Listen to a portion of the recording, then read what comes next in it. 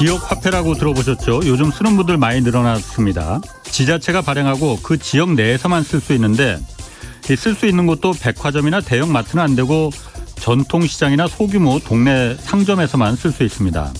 10% 할인을 받아 적용받기 때문에 10만 원을 충전하면 11만 원어치 물건을 살 수 있어서 인기가 높았습니다. 막다른 골목에 몰려있는 자영업자들에겐 큰 버팀목이 됐고 지역에 돈이 또 돌게 만드는 이 마중물 역할도 톡톡히 해왔습니다. 그런데 기획재정부가 그동안 지역화폐 지원하던 예산을 80% 가까이 줄이기로 했다고 합니다.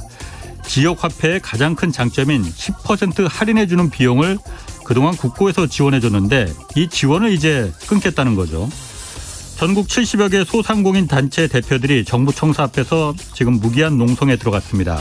그나마 지역화폐라는 희망이 있었기에 코로나 사태를 버텨왔는데 정부가 또다시 영세 소상공인들의 등에 칼을 꽂았다는 그런 하소연이 터져나왔습니다.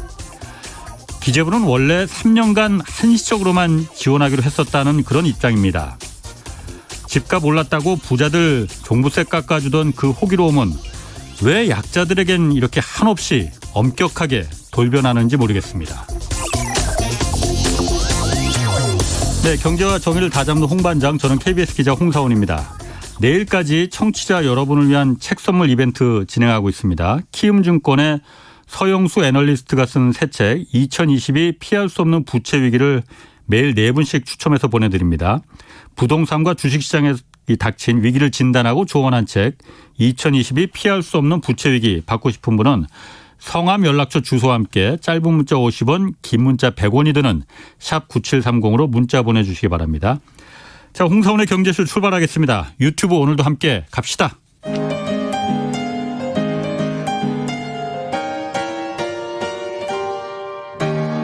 대한민국 최고의 경제 전문가와 함께합니다. 믿을 만한 정보만 쉽고 정확하게 전해드립니다. 홍사훈의 경제쇼. 네, 최근 전 세계적으로 이 전력난이 문제가 되면서 그동안 이제 후쿠시마 이후 많은 국가에서 퇴출 예정이었던 원자력 발전 이거 재도입해야 한다는 움직임이 일고 있습니다. 이 점 좀 살펴보겠고요. 이와 함께 지금 유럽 최대 수출 시장이죠. 우리 기업의 핵심 투자처로 떠오르는 동유럽 비세그라드 그룹에 대해서도 좀 자세히 알아보겠습니다. 유튜브 지구본 연구소 운영자이면서 법무법인 율촌의 전문위원인 최준영 박사님 나오셨습니다. 안녕하세요. 네, 안녕하세요. 최준영입니다. 예, 먼저 유럽 전력난 지금은 어떤 상황인가요? 계속 여전합니까? 그러니까 유럽 같은 경우는 이제 가스 가격이 사실 핵심이죠. 예. 이제 겨울철이 다가오고 있다 보니까 예. 원래 겨울철이 되면 가스 가격은 오를 수밖에 없습니다. 난방 그렇겠죠. 수요가 많으니까. 근데 이제 최근 들어서 너무 많이 올라가지고 연초 대비 뭐 3배, 4배씩 이렇게 올랐다가 예. 이제 가격이 러시아 쪽으로부터 좀 추가적인 공급이 있을 거다. 예. 그다음에 플러스 이제 생각보다는 겨울이 덜 추울지도 모른다라는 네. 전망이 이제 있으면서 가격이 좀 하락세를 이제 기록을 했었어요. 예. 지난주까지는. 그러다가 이번 주 초에 다시 또 조금씩 또 상승을 하고 있는 이제 이러한 모습입니다. 이번 주는 왜 올라가요 또? 이번 주 같은 경우는 이제 러시아가 예. 자기들 재고를 채우기 위해서 러시아 서쪽으로 보내던 가스를 다시 이제 다시 동쪽으로 그러니까 네. 러시아 쪽으로 다시 지금 이제 가스관을 거꾸로 지금 가동을 시키고 있거든요. 보면 그러면서 이제 아무래도 그러면은 또 공급이 또 주는 거 아니야? 라는 예. 불안감이 이제 또 들 수 있는 거죠. 그러니까 러시아가 그렇게 행동을 하는 것 자체는 예. 이제 뭐 문제가 있는 행동은 아니에요. 그러니까 왜냐하면은 독일이 이제 생각보다 이번 주 날씨가 따뜻해지면서 예. 독일로 보냈던 수요들이 이제 다 소모가 안 되는 거죠. 예. 그러니까 남은 거를 그러면 우리가 걷어서 예. 우리 쪽에다가 재고로 채워놓겠다라는 입장인 거죠. 보면은. 예. 근데 이제 이런 흐름들이 이제 앞으로 어떻게 될지 모르겠다라는 이제 불안감들은 계속 있는 거고요. 예. 실제로 이 가스 가격 같은 경우는 지금 뭐 전 세계적으로 상당히 타이트한 이제 이러한 형태죠. 그러다 예. 보니까 유럽 같은 경우는 주로 그동안에 지난 시간에도 말씀드렸지만 비교적 저렴했던 현물 시장 가서 예. 바로 사올 수 있는 예. 그런 시장의 의존도를 많이 높였는데 그 예. 현물 시장이 지금 물건을 찾아보기 어려운 상황이다 보니까 유럽의 가스 가격은 계속 요동을 칠 수밖에 없습니다. 어제 그 머니투데이 방송에 권순우 기자 나왔었는데 지금 난데없이 또 요소수 파동까지 나갔고 네. 유럽에서는 천연가스로 요소를 뽑는다고 만든다고 그러더라고요. 예. 그러니까 뭐 그 물량도 있는 것 같아요. 그렇습니다. 그러니까 천연가스는 우리가 태워서 열로 쓰는 재료이기도 하지만 그 자체가 뭐 비료를 만든다든지 예. 말씀하신 요소를 만든다든지 예. 여러 가지 이제 화학적인 화학 산업의 이제 원료 물질이기도 해요. 예. 그래서 뭐 그 석탄, 그러니까 가스를 꼭 써야 되는 경우도 있지만 대부분의 경우는 가스나 뭐 석탄이나 예. 석유나 이제 상당 부분 서로 혼용해서 이제 예. 쓸 수가 있는데 지금 같은 경우는 이제 어느 한쪽에서 갑자기 물량이 증가하면 다른 쪽에 문제가 생길 수밖에 없는 이제 그러한 상황인 거죠. 또 그 푸틴 러시아 대통령이 예. 다음 주부터 그런데 그 유럽의 가스 공급을 늘리라고 명령을 내렸대요. 그 예. 가즈프롬이라고 러시아가 국영 가스 공사 있잖아요. 세계에서 제일 큰 이제 그 가스 기업 중에 하나죠. 보면은 그래서 이 발언이 나온 이후에 지난달부터 예. 상당히 이제 심적으로 안정을 찾았는데 문제 그래서 좀 내려갔었던 상당히 거였어요. 내려갔죠. 그 발언이 나오고 난 다음에 바로 한 15% 정도 하락을 하고 예. 그다음에 추세가 상당히 좀 이제 안정세를 보이고는 있는데 문제는 뭐냐면은 러시아 쪽 그 재고를 보니까 그렇게 많지가 않다. 러시아도 본인들이. 그러니까 여차하면 러시아도 자기들 자국 수요가 늘면 또 예. 언제든지 자국에 먼저 우선 공급을 하고 예. 그다음에 실제로 더 공급을 하라고 했지만 러시아 입장에서 봤을 때 여력이 과연 있느냐. 예. 지금 만약에 러시아가 재고가 평상시보다 더 많다라고 예. 생각하면 물량이 충분하니까 우리가 예. 언제든지 받을 수 있어라고 생각할지 모르겠으나 러시아 자체도 평소보다 물량이 좀 적은 걸로 지금 이제 통계상에 나오고 있다 보니까 이게 이제 저 말이 과연 현실적으로 계속 잘 작동을 할까 하는 불안감은 여전히 존재를 하고 있습니다. 그 지금 푸틴 대통령이 러시아의 대통령이다 뭐 이런 얘기가 나올 정도로 지금 가스 공급 때문에 푸틴에게야말로 말 한마디 한마디가 굉장히 영향력이 있게 돼버렸잖아요. 예. 그러면은 러시아 입장에서 혹시 이거를 어쨌든 가스가 러시아에서 많이 공급이 되니까 유럽 쪽에 예. 이걸 전략적인 무기로 그렇죠. 또 활용하는 거 아닌가. 그래서 미국이 이제 계속 노르트 스트림 2라고 그래서 러시아에서 예. 북해를 지나서 바로 독일로 오는 그 네. 라인에 대해서 상당히 신경질적인 반응을 보이고 러시아 제재를 끝까지 안 풀어놓고 있었던 이유가 사실 거기 있습니다. 그러니까 유럽 같은 경우는 전체 에너지의 35% 정도를 이제 러시아 쪽에 의존하고 있는 이제 예. 이런 상황인데 여기에 대해서 더 의존을 높인다는 것은 문제가 있지 않느냐라는 예. 게 이제 미국의 그동안의 일관된 입장이었고 예. 유럽 입장에서 봤을 때는 우리는 우리가 알아서 판단한다라는 이제 상황을 갖던 거지요. 예. 그래서 러시아는 사실 지금 상황을 이제 즐긴다라고 보통 이제 이야기들은 하지요. 예. 이야기들은 하는데 러시아도 상당히 이제 미묘한 이제 입장을 이제 보이고 있어요. 왜냐하면은 여기서 만약에 가격을 마음대로 막 올린다. 라고 생각하면 올릴 수는 있죠. 네. 그러면 유럽 입장에서 봤을 때는 러시아는 더 이상 신뢰할 수 없는 이제 파트너로 되는 거죠. 그러면은 무슨 비용을 치르더라도 러시아보다 더 비싼 가격을 치르더라도 뭐 이란산이든 믿을 수 있는 아프리카 어디서든 갖고 오는 수단을 이제 강구를 하게 되는 거죠. 대안을 찾기 마련이죠. 그러니까 러시아 입장에서 봤을 때는 유럽이 그런 상황으로 까지 달려가는 거는 원치 않는 거죠. 그러다 보니까 적절한 수준에서 예. 이제 계속적으로 자기들 고객으로 남기를 바라는 거고요. 지금 현재 러시아가 유럽에 가장 바라는 거는 장기 계약을 해달라는 거예요. 지금까지는 장기 계약은 안 하고 장기 계약 비중은 낮추고 아하. 계약이 끝나면 갱신을 안 하고 예. 그다음에 현물 시장에 가서 뭐 LNG라든지 이런 걸로 사오는 거죠. 그러니까 이제 유럽 입장에서 봤을 때는 뭐 가스가 여기저기 많이 있으니까 예. 우리가 굳이 러시아한테 비싼 가격으로 고정 가격으로 오래 줄 필요는 없다라고 예. 생각을 해서 그동안에 이 전략이 맞았던 건데 예. 러시아 입장에서 봤을 때는 장기 고객이 훨씬 좋은 거죠. 그렇겠죠. 예, 안정적으로 계속 유지를 할 수 있으니까. 그러니까 일관되게 유럽이 안정적인 에너지 안보를 확보하고 싶으면 예. 우리랑 장기 계약을 해라. 근데 이제 유럽은 그동안에 시큰둥 이제 했었던 거죠. 아무래도 비싼 가격을 줘야 되니까. 예. 근데 지금 입장에서 봤을 때는 이제 장기 계약을 해볼까? 예. 라는 상황이 되는데 이게 이제 일시적인 상황인지 예. 아니면은 이제 전체적인 어떤 상황이 벌어질지를 이제 지켜봐야 되니까 그렇겠네. 유럽도 선뜻 이제 이 결정을 하기가 좀 곤란한 상황이고 또 유럽은 각 개별 국가별로 또 이제 계약이 이제 이루어지기 때문에 예. 이게 이제 뭐 일부 국가에서 얘기하는 것처럼 뭐 이해하기 쉽게 말씀드리면 이제 공동 구매죠. 예. 유럽 EU 전체 차원에서의 공동 구매 이런 거를 좀 해야 되지 않느냐.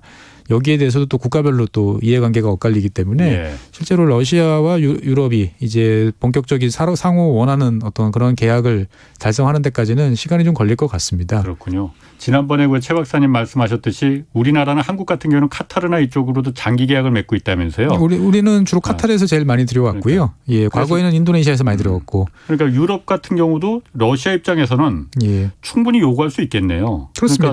그러니까 그때 하지 말고 지금 같은 상황이 또 나올 수 있으니까 예. 장기 계약 맺어달라. 그렇죠. 그러게 아무래도 서로 좀 마음 편하다라는 그러니까. 입장인데 이제 유럽 입장에서 봤을 때는 이게 일시적 현상인지 예. 앞으로 계속적으로 반복이 될지라는 예. 거에 대해서 판단하기가 지금 좀 사실 어려운 면도 좀 있습니다. 그렇겠군요. 그러니까 덜커덕 지금 25년, 30년짜리 장기 계약을 했는데 예. 2022년, 23년쯤 되니까 다시 가스 가격이 뭐 폭락할 수도 다시 있고. 폭락하거나 뭐 훨씬 하향세를 보이면 이제 어쩔 수 없는 거죠. 이미 계약을 했으니까.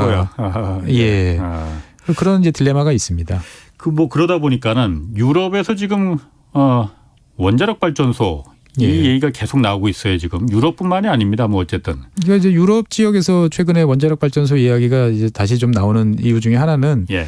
이제 그 동안에는 유럽이 탈탄소 이제 예. 넷제로 이런 달성에 전 세계적으로 제일 앞서갔죠. 예. 그러면서 이제 석탄화력 발전소가 첫 번째 타겟이 돼서 네. 이것을 줄이고 그 그다음에 원자력 발전소도 안전성 이유로 이제 계속 폐쇄하는 예. 이제 이런 쪽으로 이제 가고 있었던 거죠. 예. 근데 이제 가스 가격이 생각보다 이제 엄청나게 오르고 예. 그다음에 가스 가격이 이제 오를 뿐만 아니고 부족해지는 거죠. 가스 예. 자체가. 그러다 보니까 이제 전체 전력 가격이 이제 급등하는 이제 이런 일이 벌어지니까 예. 안정적으로 전력을 좀 확보하는 게 좋지 않느냐라는 입장이 이제 예. 대두가 됐던 거고 예. 그다음에 곰곰 이제 과거서부터 지적이 되던 이유 중에 하나는 천연가스라는 게 깨끗합니다. 예. 깨끗한데 예. 이제 대기 오염 물질 같은 경우는 석탄에 비해서 훨씬 낮죠. 그렇겠죠. 근데 온실가스만 비교해 놓고 보면 예. 석탄을 100이라고 비교하면은 아. 온실 천연가스 같은 경우는 한 40 정도 되는 거죠. 그러면은 우리가 만약에 지금 현재 천연가스를 석탄을 줄이고 천연가스를 2배를 더 태우면 온실가스 발생량은 크게 줄어들지 않고 비슷한 거 아니냐. 예. 그러면 이게 근본적으로 줄어들 수 있는 말이 되는 거냐. 예. 이런 이제 주장이 사실 있었습니다만 예. 그동안에는 크게 이제 주목을 못 받았죠. 왜냐하면 가스 가격은 저렴하고 예. 싸고 예. 그래서 앞으로 한 30년 정도만 이제 가스를 잘 떼면 예. 그 다음부터는 그 사이에 우리가 잘 준비해서 이제 100% 뭐 재생에너지 기술도 발전할 수 있을 그렇습니다. 테고. 여러 가지 기술이 발전할 테니까 그 예. 징검다리로서 이제 예. 우리는 가스를 쓴다라는 이제 컨셉이었는데 지금은 이제 가스 가격도 폭등하고 공급도 이제 애매해지고 추워지니까 마음이 바뀌었네. 그렇죠. 그 다음에 곰곰 생각을 해보니까 미래는 전기의 시대거든요. 예. 전기 수요가 앞으로 폭증을 할 거는 분명한 일입니다. 예. 이 방송을 들으시는 분들이 생각하시는 것보다 훨씬 많이 늘어날 거예요. 예. 왜냐하면 지금은 차도 내연기관에서 직접 화석연료 떼죠. 저희가 난방도 가스로 하죠. 예. 취사도 가스로 하죠. 네. 공장에서도 뭔가 보일러를 돌리거나 이런 활동들을 직접 하는 경우들이 많죠. 이런 것들이 결국은 다 온실가스 배출원이거든요. 예. 그러면 이걸 없애는 방법은 결국 다 전기로 바꾸면 제일 깨끗해요. 예. 근데 그러려면 전기 소모량이 지금보다 2배, 많은 경우는 3배까지도 늘어날 수 있다는 전망들이 이제 나오는 거죠. 예. 그러면 이제 그 많은 전기를 과연 재생에너지로 다 공급할 수 있겠느냐라는 예. 생각이 이제 새삼 이제 들기 시작하던 차에 예. 이제 최근에 이제 가스 가격 관련한 문제들 이런 게 이제 봉착하면서 예. 이제 새삼스럽게 그 동안에 이제 다 죽었다라고 생각했던 원자력 예. 관련한 진영에서 특히 이제 프랑스를 중심으로 한 국가들이 다시 원자력도 탄소를 내뿜지 않는 어떤 그런 에너지 원인과 확실하지 않냐. 예. 그러니까 이것도 우리가 이제 그 저탄소 에너지원으로 이제 인정해야 된다라고 이제 주장을 하고 있는 거죠. 예. 그런데 뭐 그 부분은 제가 뭐 그 충분히 이해가 되는데 네.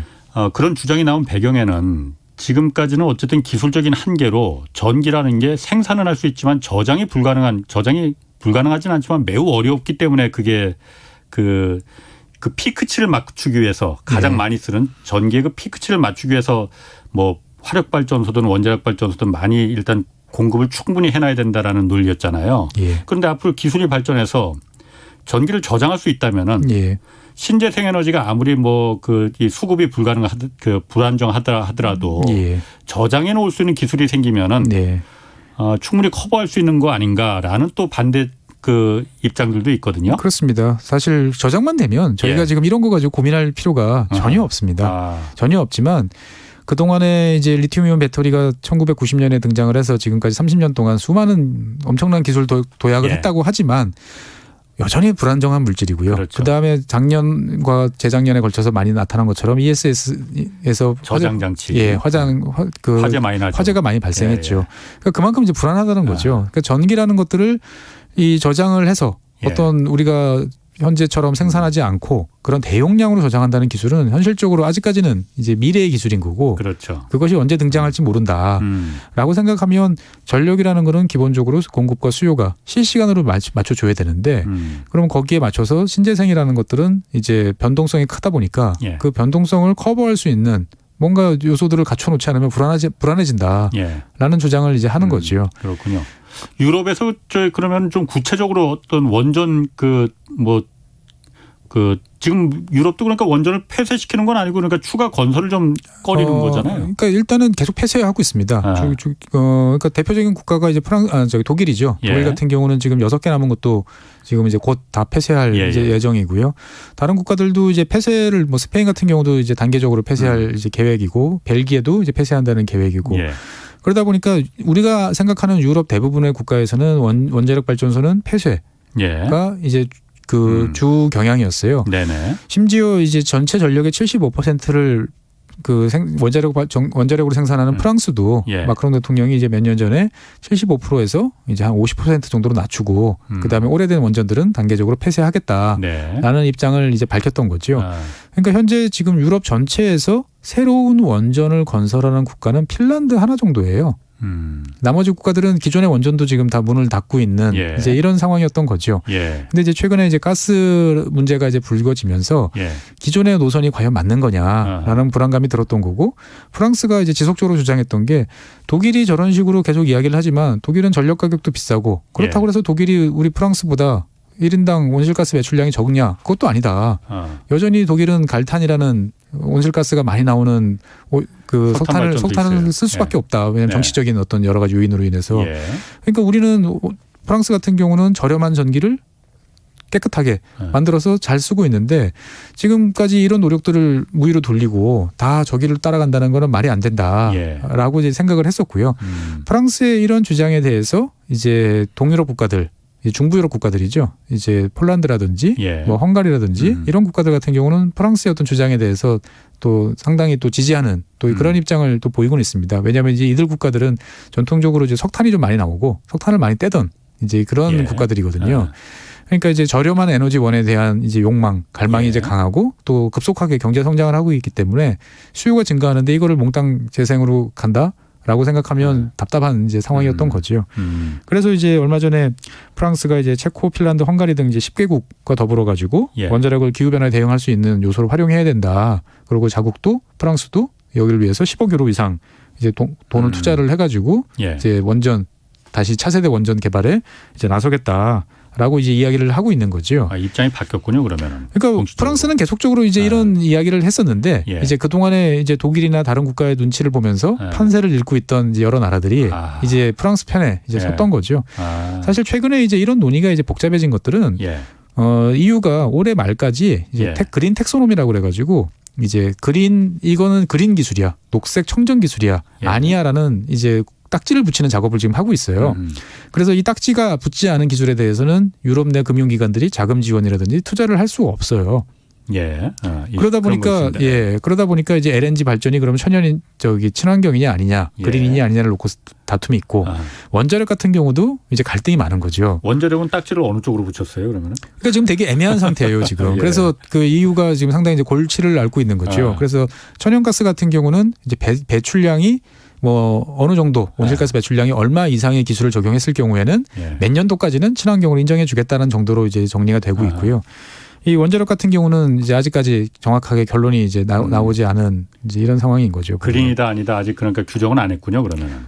그렇죠. 그러니까 이제 이 규정에 따라서 유럽 내에서 이런 에너지와 관련된 투자가 어느 흐름으로 갈지가 이제 결정이 되다 보니까 상당히 이제 민감한 이제 주제예요. 그러니까 국가가 100% 투자를 해서 우리끼리 알아서 간다라고 할 수도 있지만 이제 다들 덩치가 커져 있다 보니까 민간 부문에서 여기에 대한 자금이 이제 꾸준하게 유입이 돼야 이제 이런 산업들이 관련적으로 발전하든지 유지될 수 있는데 이제 그렇지 않은 사업에 대해서는 이제 뭐 ESG 투자나 이런 관점에서 봤을 때 예. 이제 하지 마라라는 예. 식으로 가다 보니까 예. 상당히 이제 지금 민감한 상태인 거죠. 그렇군요. 그러니까 프랑스 입장에서 봤을 때는 이 기회를 활용해서 그 동안에 이제 열세였던 이제 원자력에 대한 이제 그린 이제 인증을 예, 예. 좀 한번 도모를 다시 해보는 그럴 수 있겠네요. 그런 상황이라고 이제 보시면 되겠습니다. 그럼 어쨌든 지금 원자력에 대해서 이렇게 그 좀 줄이자, 폐쇄하자 이런 움직임이 났던 게 어쨌든 일본 후쿠시마 사태 때를 비롯된 거잖아요. 그렇습니다. 그럼 일본이나 미국은 어떤 상태입니까 지금? 그러니까 이제 일본 같은 경우는 단계적으로 그때 다 폐쇄를 했다가 일단은 문을 다 그렇지. 닫고 안전 예, 정비를 하고 시설 개보수를 한 다음에 예. 이제 하나씩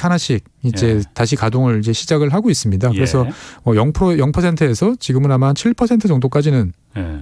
다시 올라왔던 걸로 기억을 하고 있어요. 예. 그래서 뭐 일본 정부 같은 경우는 한 20% 정도는 이제 유지를 한다라는 예. 이제 컨셉을 이제 가지고는 있는데 예. 실제로 이제 재가동 과정에서 이런저런 문제들도 생기고 예. 그 동안에 잘 드러나지 않았던 여러 가지 이제 문제점들이 다시 불거지면서 계획대로 지금 이제 빨리 이제 가동을 이제 재개하지는 못하고 있는 이제 이런 상황이고요. 미국 같은 경우는 이제 신규 원전 건설이 이제 거의 중단된 상태예요. 지금 하나 정도 지금 남아 있나? 새로 예. 만들고 있는 게 하나 정도 있을 거고요. 기존의 원전들을 이제 줄줄이 지금 폐쇄하고 있는 상황이에요. 예. 미국 같은 경우는 왜냐하면은 경제성이 없어요. 미국 같은 경우는 이제 풍력이라든지 태양광이 너무 가격이 낮아지고 가스도 가격이 낮아지다 보니까 예. 이 원자력 발전이 이제 그 고정 가격이다 보니까 생각보다 이제 더 비싸지는 이제 이런 상황이 됐던 거죠. 그러니까 전력을 생산하는 입장에서 봤을 때 예. 원자력이 비싼 전기가 구매될 가능성이 점점 낮아지는 거죠. 그러니까 내가 전기를 생산해봐야 예. 이게 팔리지가 않으면 헛돈 쓰는 거지 않습니까? 예. 그러니까 이제 경제적으로 봤을 때 이제 이거를 더 개보수해서 오래 쓰는 것보다 예. 문을 닫는 것을 이제 선택을 하게 되는 거지요. 그러다 보니까 전 세계적으로 이제 우리가 생각하는 주요 선진국들이라고 부르는 나라들에서는 대부분이 원자력 발전소는 이제 뭐 단기간에 폐쇄는 다 끝나지는 않지만 줄어드는 추세였고 예. 신규로 이제 증가하는 이제 이런 곳은 이제 중국, 그다음에 러시아, 그다음에 뭐 인도, 뭐 이제 이런 국가들 위주로 이제 증가하고 있는 이제 이런 상황이었던 거죠, 보면은. 근데 이런 일관된 흐름이 최근에 이제 몇 달 사이에 이제 에너지 위기를 겪으면서 좀 변화가 됐다 정도로 이해를 하시면 좋을 것 같습니다. 그렇겠네요. 그 오늘 아침 기사 보니까 중국에서 그 이게 공식 발표인지 아닌지 모르겠는데 네. 150기 원전을 추가로 건설하겠다 이런 기사가 나왔어요. 예, 맞습니다. 150기 정도를 이제 건설을 하겠다라고 해서 우리는 이제 깜짝 놀라서 어마어마하다라고 하는데 우리나라가 현재 가동 중인 게 24기입니다. 우리나라가 24기고요. 예. 중국이 이제 51기를 이제 가동 중에 있고 14기를 이제 건설 중에 있어요. 그럼 합하면은 한 65기 정도 되는 거죠. 중국이 60개밖에 안 돼요? 네. 여태까지? 그래서 중국이 만약에 지금 이제 60기 정도를 가동을 하고 예. 거기다 150개 정도를 얹어서 한 200개 정도를 이제 200기 정도를 가동을 하더라도 예. 중국 입장에서 봤을 때는 전체 이제 향후 증가할 수 있는 이제 전력 예. 그다음에 석탄을 치우고 이렇게 되면은 아마 비중이 한 20% 정도 원자력이 라는 정도 수준밖에 안 돼요. 원전을 200기를 가동해도 중국 전체 에너지 전력 소모의 20%밖에 충당을 못해요. 네, 못합니다 보면은. 그러니까 중국이라는 나라가 그동안에 석탄을 통해서 엄청나게 많은 에너지를 이제 조달을 하고 있었다라는 것을 이제 알 수가 있는 거죠. 그리고 이제 미래에는 지금보다 더 많은 에너지를 쓸 수밖에 없으니까 예. 그러면 더 전체 전력 소모가 이제 증가하면 수요가 증가하면 예. 원자력 발전소를 그렇게 짓는다 하더라도 이제 상당히 이제 비중은 우리 생각보다는 낮게 유지되는 예. 거죠. 그래서 중국 같은 경우는 이제 원자력 발전 기술을 이제 과거에 러시아도 의존을 이제 하고 했다가 최근 들어서는 이제 프랑스를 중심으로 한 유럽형 이제 유럽 3세대라고 부르는 이제 이 원전 기술을 이제 라이센스를 이제 받아왔어요. 예. 그래서 뭐 광둥선이나 이런 곳에서 이제 건설을 하고 근데 프랑스 업체랑 같이 이제 유지 관리 운영을 하고 있습니다. 그러면서 노하우를 지금 축적을 하고 있어요. 그래서 이제 만약에 150기 정도를 중국이 이제 유럽형으로 이제 건설한다라고 가정을 하면 말 그대로 이제 규모의 경제가 이제 달성 가능해지는 거죠. 그러니까 유럽 같은 경우는 원자력 발전소를 새로 지금 건설하기 쉽지 않은 이유 중에 하나는 예. 이제 프랑스가 주도를 해서 만들었던 유럽형 이제 신규 원전들을 건설을 잘 안 하다 보니까 예. 과거의 건설 노하우나 실력이나 이제 이런 걸 가지고 있던 사람들이 다 은퇴를 하고 그다음에 거기와 관련된 산업 생태계가 상당히 약해져 있던 상황이죠. 예. 그러니까 이거를 새로 원자력 발전소를 하겠소라고 그러면은 옛날 생각을 하면 그래 건설 기간은 한 7년에서 8년 뭐 비용은 뭐 100억 유로 뭐 이렇게 대충 추산을 해서 예. 사업을 했는데 사업이 예정대로 안 되는 거예요. 그러니까 핀란드 같은 경우도 지금 당초 생각했던 것보다 사업 기간도 증가하고 예. 비용도 폭증하고 이런 이제 어려움을 겪고 있는데 예. 그러니까 규모의 경제가 달성이 안 되니까 이제 그런 어려움을 겪고 있는 거죠. 근데 이제 중국이 정말 150기를 이런 식으로 단기간에 이제 밀어붙이겠다. 라고 생각을 하면 이제 비용이라든지 그렇겠네. 뭐 공기라든지 이런 걸 상당히 표준화시켜서 안정적으로 이제 끌고 갈 수 있는 거지요. 그러니까 이제 안정성 그것이 정말 잘 가동이 될 것이냐라는 문제를 이제 일단은 제쳐놓고 나면 이제 중국 입장에서 봤을 때는 이제 새로운 어떻게 보면은 경쟁력 있는 산업을 하나 이제 육성할 수 있는 이제 기회를 갖게 됐다라고 볼 수도 있는 거죠. 그 사실 그 중국 이 원자력 발전소라는 게 냉각수가 많이 필요하니까 바닷가에 주로 있잖아요. 우리나라도 마찬가지지만. 네. 그러다 보니까 중국 동해안 그러니까 우리나라로 치면 서해안, 예. 서해 위주로 해서 쭉 다닥다닥 붙어 있잖아요. 그렇습니다. 그러니까 뭐 사실 강에도 할 수 있어요. 되게 큰 강, 뭐 큰 강들이 많으니까 할 수는 있지만 이제 전력 수요가 가까운 곳에 배치를 하는 게 아무래도 이제 여러모로 편리하죠. 그렇죠. 그러니까 중국은 이제 연안 지역이 대부분 제일 발전한 지역이고 전력 수요가 높은 지역이니까 그 지역에 건설하는 게 사실 제일 합리적이고 말씀하신 것처럼 이제 대량의 냉각수나 이런 문제들이 있기 때문에 해안가로 이제 붙일 수밖에 없는 거죠. 보면은. 그래서 제가 그 보면서 이제 앞으로 150기를 뭐 정말 더 지을지 안 지을지 모르겠지만 짓는다면은 그것도 역시 중국 동해안 우리 서해 쪽에 다닥다닥 또 지을 가능성이 높은데 그게 혹시라도 사고가 나면은 그 우리나라의 직접적인 이 바람이 또 어차피 편서풍 되니까는 우리가 바람이 어떻게 부느냐에 따라 이제 영향인데 뭐 좀 극단적으로 계산해 보면 그런 계산도 가능해요. 어떤? 만약에 원자력 발전소를 중국이 짓지 않으면 계속 지금처럼 석탄 며칠 뗐다고 지금 그 파란 하늘이 없어졌지 않습니까? 그러니까 없어졌어요. 오늘도 보니까 그냥 뿌옇더라고요. 또. 그렇습니다. 중국이 지금 이제 그동안에 자제하고 있다가 이제 도저히 안 되겠다 싶은지 이제 떼고 있는 상황인 것 같은데 만약에 그것들이 원자력 발전소로 상당 부분 대체가 된다면 우리 입장에서 봤을 때는 평상시에는 상당히 좋은 거죠. 보면은. 근데 이제 만약에 하나 문제라는. 근데 또 통계적으로 보면 원자력 발전으로 인한 사망, 치명률 이런 걸 따져보면 사실 생각보다 훨씬 낮아요. 그래도 후쿠시마를 우리가 다 봤잖아요. 그러니까 후쿠시마라는 걸 봤기 때문에 무서운데 실제로 우리가 뭐 석탄 화력이라든지 가스 화력이라든지 이런 걸로 인한 대기 오염으로 인한 조기 사망 같은 경우도 무시할 수 없을 만큼의 있거든요. 그러니까 통계라는 게 사람의 인식과 다른 게 이제 그런 요인인 거죠. 그러다 보니까 저희로서는 마음이 상당히 찹찹한 거죠. 그러면 어쨌든 뭐 중국이든 뭐 유럽이든 거긴 거기고. 우리나라 한국 경우는 지금 어떻습니까? 한국 같은 경우도 좀 탈원전하지만은 지금 원전을 조기 폐쇄하거나 그런 건 아니라는 거 아니에요? 그런 건 아니죠. 2050년까지 계속 더 짓지 않겠다는 거 아니에요? 그렇죠. 지금 짓기로 이제 했던 것들은 지난번에 이제 국민 공론 이제 조사를 통해 가지고 결론이 난 거는 이제 짓기는 하지만 신규 건설은 하지 않고 그다음에 이제 수명 연장도 하지 않고 단계적으로 이제 계획 수명이라는 게 다 있거든요. 계획 50년 뭐 30년 이렇게 계획을 해놓은 시기가 다가오면 단계적으로 줄여나가겠다라는 입장이고 그것이 이제 완료되는 시기가 뭐 2050년, 2060년까지 이제 이어지는 거죠. 그래서 이제 우리 입장에서 봤을 때는 이걸 더 지어야 되는 거 아니냐. 최근에 이제 이런 이야기를 보면서 많이들 하세요. 많이들 하시는데 두 가지 점들에 대해서 조금 고민할 필요가 있습니다. 첫 번째는 원자력 발전소를 어디다 지을 것이냐의 문제인 거죠. 지금 사실은 우리 같은 경우는 세계에서 원자력 발전소를 제일 밀집해서 짓는 나라가 우리거든요. 땅이 부족하다 보니까 이렇게 대규모 원전이 이렇게 좁은 지역에 빼곡하게 들어가는 나라를 찾기가 힘들어요. 원자력 발전소에서 산 하나 건너면 막 신도시가 있고 이런 나라도 사실 없거든요.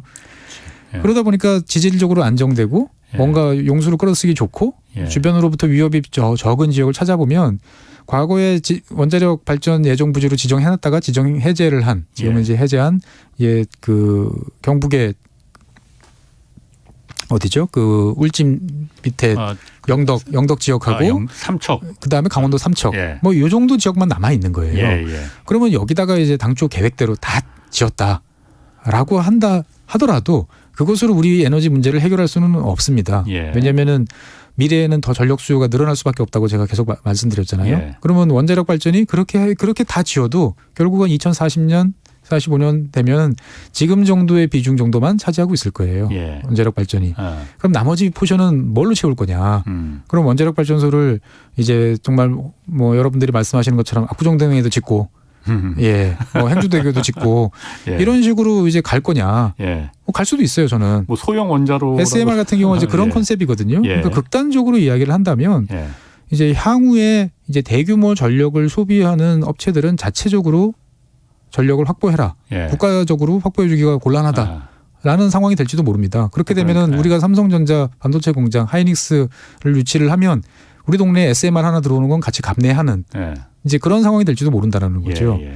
그리고 이제 지역별로도 전기 요금이 이제 천차만별인 이제 이런 상황이 이제 닥칠지도 모른다. 그렇게요. 예. 그러니까 이 상황은 뭐 안 좋다, 부정적이다라고 보기보다는 어떻게 보면은 그동안에 우리가 특정 지역의 어떤 희생 이런 걸 일방적으로 강요했죠. 토대로 이제 네. 전체가 이제 편하게 살아왔는데 예. 그 시스템이 계속 갈 수 있을 것이냐라는 것들을 이제 고민해야 되는 거죠. 그건 가능하지 않습니다. 그러니까 예. 이제 뭐 삼척이라든지 뭐 영덕이라든지 뭐 이런 데다가 추가로 원자력 발전소를 건설한다 하더라도 예. 그거를 현재 최대 전력 수요처인 수도권으로 갖고 올 방법이 없어요. 전력망의 문제가 매우 심각한 상황이에요. 예. 과거에 이제 밀양 그 고압 송전탑 사건을 그렇죠. 이제 한번 겪으면서 예. 송전선로가 지금 상당히 이제 포화의 상태니까 더 저쪽에서 발전을 한다 하더라도 그것을 끌고 올 방법이 없어요. 아, 발전량의 문제가 아니고 그걸 송전망을 이동할 수 있는 그 전선량도 지금 예, 문제가 되는 고속도로랑 똑같아요. 저쪽에서 차량을 더 많이 집어넣는다 하더라도 도로폭이 좁으면 거예요? 정체 현상이 벌어지고 그렇죠. 문제가 생길 예, 수밖에 예. 없는데 당장 먼 미래의 일이 아니고 지금 평택에 짓고 있는 삼성전자 그다음에 예. 조금 이제 후에 지금 올해 내년 초착공될 용인에 들어갈 이제 반도체 SK 하이닉스의 예. 이제 반도체 허브 이런 지역들이 완공을 했을 경우에 현재 계산을 해보면 안정적으로 공급이 가능할까?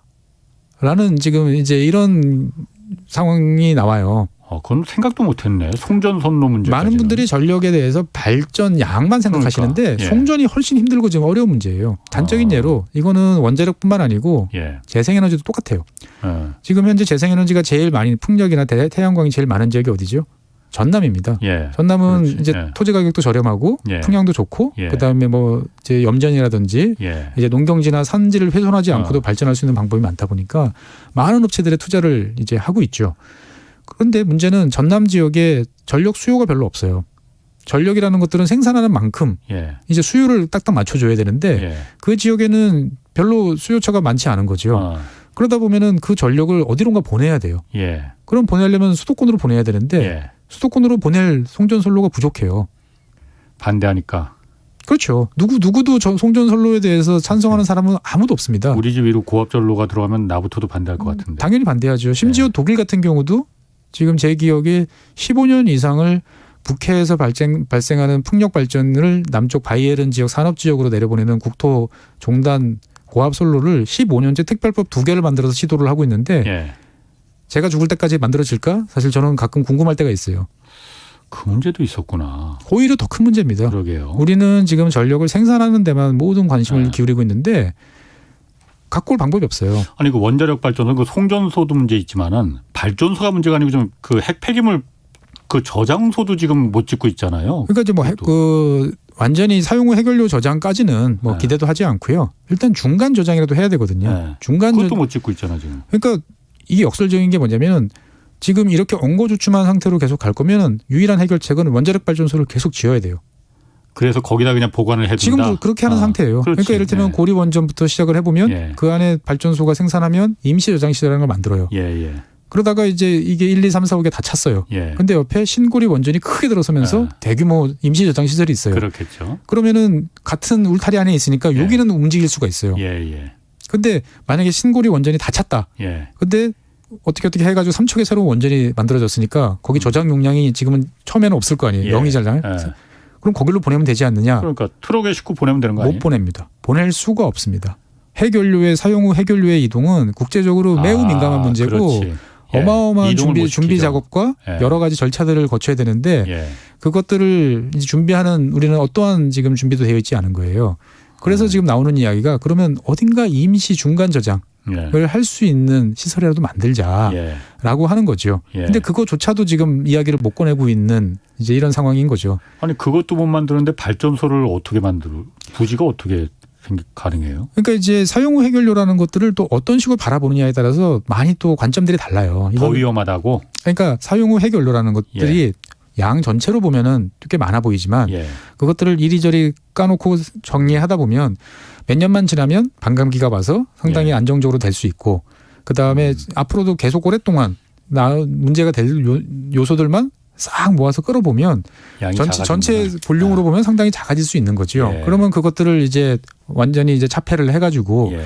어떤 관리하는 이제 예. 이런 방법으로 넘어가면 예. 우리가 생각하는 그 모든 물량을 앞으로 뭐 몇백만 년 이상 이제 관리를 해야 되는 이제 예. 이런 시스템이 아니다라고 예. 이제 주장하시는 분들도 사실은 계세요. 예. 일면 타당한 면이긴 하지만 예. 그러려면 사용 후 해결료를 꺼내가지고 그거를 다 재처리에 준하는 여러 가지 방식으로 분해를 해야 되는데 예.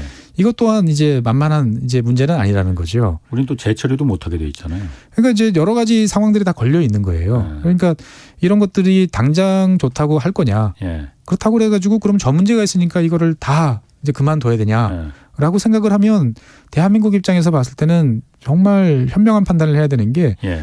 원자력 발전에 반대하시는 분들은 유럽 이야기를 자꾸 하세요. 예. 근데 유럽이라는 나라들은 여러 번 말씀드렸지만 다 서로가 짐을 조금씩 나눠질 수가 있어요. 한 유럽 대륙이니까. 가령 이를테면 저희랑 독일이랑 똑같이 재생에너지 비중이 절반씩 됐어요. 예. 그래서 풍력, 태양광 뭐 묶어가지고 자원 절반씩 됐다라고 가정을 해보시죠. 그러면 우리나라 입장에서 봤을 때는 어느 날 갑자기 먹구름이 밀려오고 바람은 안 불어요. 예. 그러면 전력의 50%가 순간 탈락해버리는 거예요. 예. 그러면 나머지 50을 채우기 위해서 평소에 그 50만큼을 생산할 수 있는 가스 화력이든 뭔가 다른 요소를 돈 주면서 관리를 하고 있어야 돼요. 예. 항상 30분 내로 가동이 될 만큼의 이 용량을 관리를 하고 있어야 되는 거죠. 예. 근데 독일 같은 나라는 현재 보면 유럽에서 전체적으로 가동 예비력이 가장 낮은 나라예요. 스탠바이 하고 있는 예비력이 제일 적어요. 예. 그 말은 뭐냐면은 다른 나라의 힘을 빌리는 거죠. 프랑스에서 사온 옆에 체코, 거. 뭐 프랑스, 네덜란드, 뭐 주변에 있는 나라들로부터 필요하면 땡겨올 수 있으니까 예. 자기들은 50이 아니고 한 10이나 15 정도만 유지하고 있으면 되는 거죠. 예. 그러니까 유럽의 사례를 보고 우리도 그렇게 하면 된다라고 하지만 우리는 우리의 짐을 몽땅 우리 혼자 져야 돼요. 그러니까 이거는 섬이나 마찬가지. 섬이에요. 그러다 보니까 이거를 저쪽이 되고 있으니까 우리는 이렇게 하면 된다라고 이야기하는 것도 무책임한 거고요. 예. 그렇다고 그래서 과거의 방식이 맞으니까 우리는 그냥 그 방식대로 가자라고 하는 것도 무책임한 이야기라는 거죠. 그러니까 결국은 이제 K 스타일의 K 웨이를 새로 이제 만들어 나가야 되는 건데 우리는 그런 면에서 봤을 때 보면 어떻게 보면 참 최악의 이제 입장이라는 거죠. 이제 제가 최악의 입장이라고 말씀드리는 건 뭐냐면 유럽 같은 경우는 대부분 1990년을 이제 기준으로 이야기를 합니다. 우리 탄소 배출량 얼마 줄여야 돼? 그러면 예. 90년 대비 몇 프로, 몇 프로 이렇게 이야기를 해요. 예. 근데 1990년이라는 숫자를 잘 들여다보면 독일 같은 경우는 동독, 소독이 이제 89년에 통일이 됐잖아요. 예. 그러고 나면은 이 동독에 노후되고 쓰레기 같은 거의 사용 가치가 없던 시설에서 내뿜던 그 다 시설까지 없어졌구나. 다 예. 자기 통계로 잡히는 거예요. 아. 그러니까 그 시설만 다 치워도 예. 한 20% 이상은 쉽게 훅 떨어지는 이제 이런 상황인 거죠. 예. 영국 같은 경우도 대처 수상이 84년 뭐 전후해가지고 탄광 노조랑 치열하게 싸우면서 이제 석탄에서 가스로 이제 시스템을 전환하기 시작을 했죠. 그게 이제 효과를 발휘하기 시작한 게 90년대 정도부터거든요. 예. 그러면은 이제 그 전까지는 계속 석탄을 내뿜으면서 나오던 통계가 90년대부터는 갑자기 이제 확 떨어지는 거예요. 자연스럽게 떨어지는 거예요. 예. 대한민국은 별로 그렇게 자연스럽게 떨어질 게 없어요. 계속 올라갔으니까. 계속 올라갔고 그동안에 우리는 에너지 효율, 산업 현장 같은 경우는 계속 에너지 효율을 높여야 된다라는 예. 정부나 규제나 여러 가지 노력들을 많이 했던 거죠. 예. 그래서 전 세계에서 가장 에너지 효율이 좋은 장비들로 지속적으로 교체를 해봤어요. 예. 그러면서도 산업은 계속 성장하다 보니까 전체 배출량은 늘어났던 게 그래서 국가적으로 봤을 때 2018년이 정점 아니냐라고 이야기를 하는 거죠.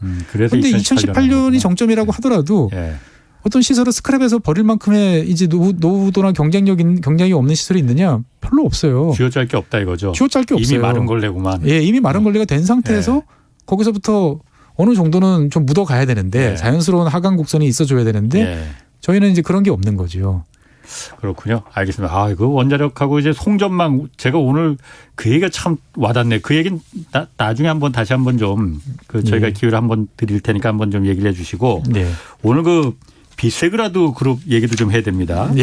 그 주제를 좀 바꿔서 유럽 순방 그 중에 이제 문재인 대통령 마지막 순방 국가 지금 헝가리에서 비세그라드 그룹이라는 그 이제 그 협력 강화 방안을 논의 중이라는데 네. 일단 비세그라드 그룹 저는 처음 들어봤거든요. 이거 처음 뭡니까? 들어보셨어요? 이 비세그라드 그룹은 국가 간 연합체입니다. 그냥 예. 경제 협력체 정도라고 생각을 하시면 되겠고요. 예. 비세그라드는 지명은 이제 그 헝가리에 있는 동네 도시의 이름입니다. 근데 이제 그 레닌그라드 이런 것처럼 그런 것처럼 이제 그런 지역이에요. 근데 이제 이 동네가 중심이 됐냐면은 14세기 정도부터 이제 지금의 헝가리, 폴란드 뭐 이런 지역의 국왕들이 모여가지고 우리가 공동으로 이제 뭔가 대처해보자. 지역 간 국가 간 협력을 논의했던 그 역사가 있는 곳이 이제 비세그라드입니다. 그래서 이 지역의 지명을 따가지고 이제 체코, 폴란드, 슬로바키아, 헝가리 이렇게 네 나라가 이제 지역 협력체를 이제 만든 게 이제 비세그라드 이제 그룹이라고 해서 V4라고 보통 이야기를 합니다. 그래서 이 보통 어느 나라든 이제 이런 조직을 만들면 뭐 회원국도 늘리고 이런 걸 관심을 많이 기울이는데 비세그라드 같은 경우는 그럴 생각이 전혀 없어요. 오로지 딱 우리끼리라는 거고요. 방금 제가 네 나라라고 말씀드렸는데 이 네 나라의 특징은 뭐냐면은 본인들이 동유럽이라고 불리는 걸 그렇게 석 선호하지 않아요. 아, 그래요? 중부유럽이라고 불러달라는 걸 되게 선호합니다. 그러니까 중부유럽이라고 그러면은 전통적으로 이제 독일, 오스트리아라는 이제 그런 그 국가 분류가 되는 거죠. 그래서 이 나라들은 옛날에 이제 냉전 시절부터 이제 그 소련 진영에 공산 진영에 속해는 있었지만 유럽하고 직접 국경을 맞대고 있는 서유럽하고 직접 국경을 맞대고 있으면서 이제 비교적 교류도 원활했고 그다음에 냉전 이전에는 비교적 유럽과 긴밀하게 교류를 갔던 이제 그런 지역인 거죠. 그래서 그런 지역이다 보니까 이 지역이 1989년 이제 냉전 붕괴 이후에 이제 급속도로 이제 유럽 국가들 입장에서 봤을 때는 새로운 이제 투자처로 이제 부상을 할 수 있었던 거죠. 그럼 우리가 이 비세그라드 그 네 개 나라 하고 그 좀 이렇게 경제적인 면에서나 이런 거 봤을 때 좀 유대를 강화해야 될 그 필요성이 뭐가 있습니까? 이 비세그라드 4개국 같은 경우는 지금 유럽에서 가장 경제가 빨리 성장하고 있는 이제 그런 지역이에요. 그래서 비세그라드 네 나라를 만약에 하나로 합친다라고 그러면 EU 전체에서 한 4위 정도 수준입니다. GDP 그 규모로 보면은. 그 각 나라 그 개별 하나하나 보면은 뭐 나라를 차별하는 건 아니지만 그렇게 센 나라들은 아닌데. 그렇게 생각하실지 모르겠지만 이제 가령 이럴 때 1인당 소득. 그러니까 1인당 소득을 명목이냐 PPP냐라고 봤을 때 이제 PPP로 간주해 보면 체코 같은 경우는 4만 불이에요. 구매력 기준으로 봤을 때. 헝가리도 3만 5천 달러고요. 폴란드도 3만 5천 달러입니다. 보면. 물론 이제 명목으로 보면 한 13,000, 15,000 정도 나라이긴 한데 이제 PPP로 보면 상당히 높은 나라고요. 그 다음에 이제 이 나라들 같은 경우는 지난 10년 이상, 20년 가까이 뭐 특정 시기를 빼고 나면 연평균 4에서 5%, 6%씩 계속 성장을 해오고 있어요. 그러니까 그 유럽에 어떻게 보면 제조업 그 벨트가 돼 있는 이제 그러한 국가라고 보시면 되겠고요. 특히 이제 뭐 헝가리 같은 경우는 우리나라 분들이 좋아하시는 뭐 메르세데스, 벤츠, BMW, 아우디, 뭐 오펠 이런 자동차 회사들이 다 이곳에 공장이 있어요. 그래서 이 비세그라드 그룹을 다 합하면 자동차 생산 양만 해도 상당한 규모입니다. 그러니까 유럽 서유럽에 있던 자동차 회사들이 이 지역에 투자를 이제 많이들 이제 하고 있는 거고 이 지역들은 그래서 자동차, 그다음에 의약품, 그다음에 ICT 이런 걸 통해 가지고 급속도로 이제 성장을 이제 하고 있는 거죠. 그래서 경제 사정이 매우 좋아요. 그러니까 헝가리 같은 경우는 지금 실업률이 3%예요. 그럼 완전 고용이죠. 유럽 국가에서 다른 서유럽 국가들이 그 헝가리나 이쪽에 비세그라드 그룹 쪽에 그 공장을 짓고 투자를 하는 거는 이유가 인건비 때문입니까? 일단은 그러면? 인건비가 저렴하죠. 인건비가 저렴하고 그다음에 국가적으로도 이제 해외 투자를 유치하기 위해서 이제 강력한 인센티브들을 이제 부여를 해주고 있고요. 그다음에 이제 유럽 이제 2000년대 중반에 이 나라들이 이제 EU에 이제 회원국으로 가입을 하면서 EU 차원의 이제 여러 가지 분담금 혜택을 많이 받아요. 그러니까 폴란드라든지 헝가리 이런 나라들이 1년에 뭐 20억, 30억 유로씩 이제 계속 투자를 받는 거죠. 그러면 그 돈 가지고 이제 도로라든지 항만, 그다음에 학교 이런 이제 기간 산업에 투자를 하면서 지속적으로 이제 업그레이드를 이제 시켜 나올 수 있는 거죠. 그러니까 한쪽에서는 투자금이 밀려 들어오고 한쪽에서는 SOC나 이런 걸 개선할 수 있는 돈이 이제 다른 곳에서 들어오고 굳이 국민들 세금이 하지 않더라도 그리고 이제 국민들은 다 공장에서 나름대로 안정적인 일자리를 가지고 이제 일할 수 있고 그러다 보니까 이제 경기가 이제 잘 돌아가는 거죠. 그러다 보니까 우리나라 같은 경우도 이제 유럽 진출을 하겠다라고 생각하면 EU 영내에다가 공장을 지어야 되는데 그런 면에서 봤을 때 뭐 헝가리라든지 이런 지역들이 최적지로 이제 꼽히는 거죠. 그래서 2019년 같은 경우, 2019년 상반기 같은 경우는 우리나라 이제 SK 뭐 이노베이션이라든지 그 다음에 삼성 SDI라든지 이런 2차 전지 기업들이 대규모 투자를 헝가리 쪽에다가 이제 했죠. 왜냐하면 자동차 회사들이 여기 몰려 있으니까 거기에 공급할 수 있는 전기차 이제 그 관련된 그렇겠네요. 설비들을 이제 예. 만드는 거죠. 예. 그러면은 이제 유럽 입장에서 봤을 때 보면은 영내니까 예. 세금도 없어요. 예. 그다음에 인건비가 저렴하니까 예. 상대적으로 가격 경쟁력도 생기죠.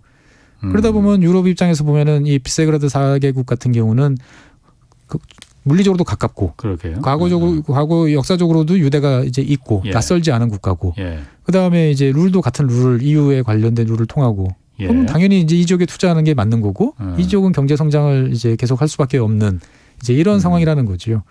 그래서 이제 뭐 중국이랑 우리나라 같은 경우도 이제 유럽에 투자한다라고 그러면 사실 이제 이 지역에 투자하는 게 가성비가 좋은 걸로 지금 되고 있는 거죠. 그 가성비가 좋을 뿐더러 지역으로 그 지정학적인 그 위치로 딱 봤을 때도 자기들을 이제 동유럽이라고 부르지 말고 중부 유럽이라고 불러달라고 하잖아요. 예. 지정학적으로도 이게 매우 중요한 위치일 것 같은데요. 매우 이제 그 좋은 위치죠. 예. 동쪽으로 이제 러시아라든지 뭐 우크라이나라든지 예. 이런 지역으로 나가기도 괜찮고요. 예. 예. 그러니까 뭐 서쪽으로 오면은 말씀드린 대로 이제 유럽이 바로 있고 남쪽으로도 뭐 괜찮고 그러다 보니까 이제 이러한 이점들을 이제 10분 활용을 해가지고 예. 중국 같은 경우는 이제 1대1로 사업을 이제 이 지역을 대상으로 전개를 합니다. 예. 그래서 헝가리 부다페스트부터 그다음에 이제 세르비아까지 예. 연결되는 이제 철도망 개선 사업 예. 이런 걸 통해 가지고 영향력을 이제 확대를 하려고 이제 노력들을 이제 하고 있는 거지요. 그래서 중국 전기차 업체들도 이 헝가리 쪽에는 진출을 지금 하고 있는 상태고요. 예. 그래서 뭐 체코 같은 국가들은 전통적으로 옛날 2차 세계대전 이전까지만 해도 이제 뭐 독일하고 거의 흡사한 이제 공업 생산력을 가지고 있던 국가다 보니까 예. 그러한 이제 전통이 있어서 기계라든지 이런 경쟁력이 이제 갖추고 있는 그룹이 국가인 거죠. 그러니까 우리는 이제 비세그라드 그러면 되게 낯설고 예. 그다음에 뭐 폴란드, 헝가리 그러면 되게 못 산다라고 생각을 하지만 관광지로만 그렇지는 뭐 사실. 그렇지는 않습니다. 그러니까 관광도 상당히 이제 재미있고 발달하는 이제 나라죠. 헝가리라든지 뭐 체코라든지 이런 국가들은. 예.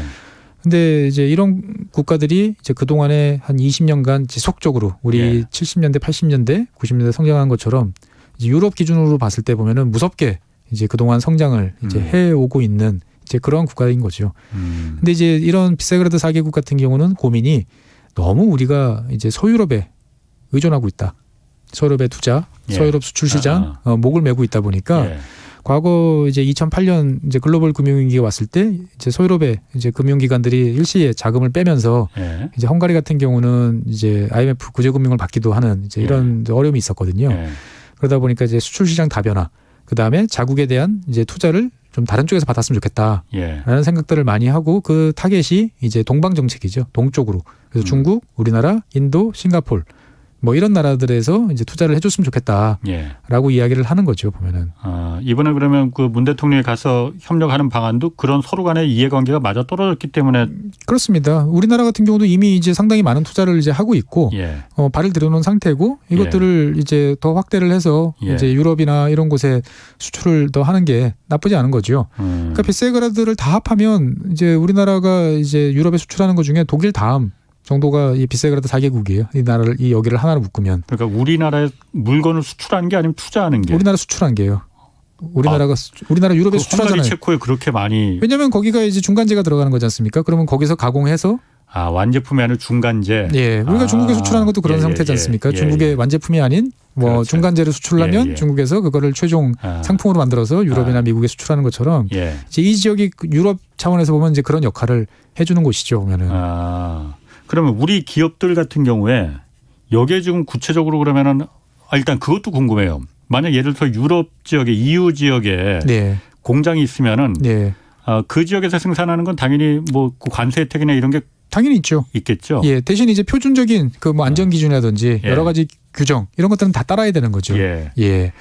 그러니까 뭐 안전 기준을 낮춘다든지 뭐 이런 식으로 뭐 직원들의 월급을 후려친다든지 이렇게 할 수는 없어요.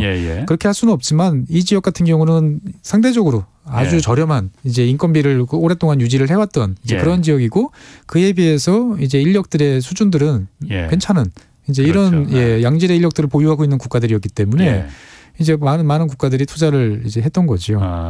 지금 우리 기업들이 더 여기 지금 들어갈 그런 계획 같은 것도 있나? 그렇죠. 그러니까 유럽으로 뭔가 진출을 하겠다. 유럽이 장벽을 쌓겠다라고 하면 결국은 이제 국내에서 생산하는 것들은 우리나라 대한민국의 인건비는 더 이상 세계적으로 저렴하지는 결코 않죠. 유럽 수준이랑 비슷해요. 이제 그런 면에서 봤을 때 보면은 가까운 지역에서 이제 관세라든지 뭐 여러 가지 혜택도 보고 예. 그다음에 저렴한 인건비를 활용할 수 있으면서도 예. 그다음에 뭐 괜찮은 노동력을 활용할 수 있는 예. 그리고 정치적 리스크도 뭐 크지 않은 이런 예. 국가를 선택할 수밖에 없는 거죠. 아, 그런 인프라, 산업 인프라 같은 것도 여기는 그러니까 충분히 되나 보죠. 많이 이제 그러면은? 투자를 하고 있고요. 예. 아까 말씀드린 것처럼 이제 EU에서 예. EU 같은 경우는 각 지역에서 각 국가별로 이제 분담금을 걷어서 낙후된 지역들에 투자를 많이 해줍니다. 그래서 그 혜택을 이제 90년대 같은 경우는 스페인이나 그리스 이런 나라들이 엄청나게 많이 받았고요. 2000년대 중반 이후부터는 지금 이제 비세그라드 4개국이 이제 많은 혜택을 보고 있는 거죠. 예, 오늘 말씀 감사합니다. 지금까지 최준영 박사 함께했습니다. 고맙습니다. 네, 감사합니다. 자, 여기까지 하겠고요. 저는 내일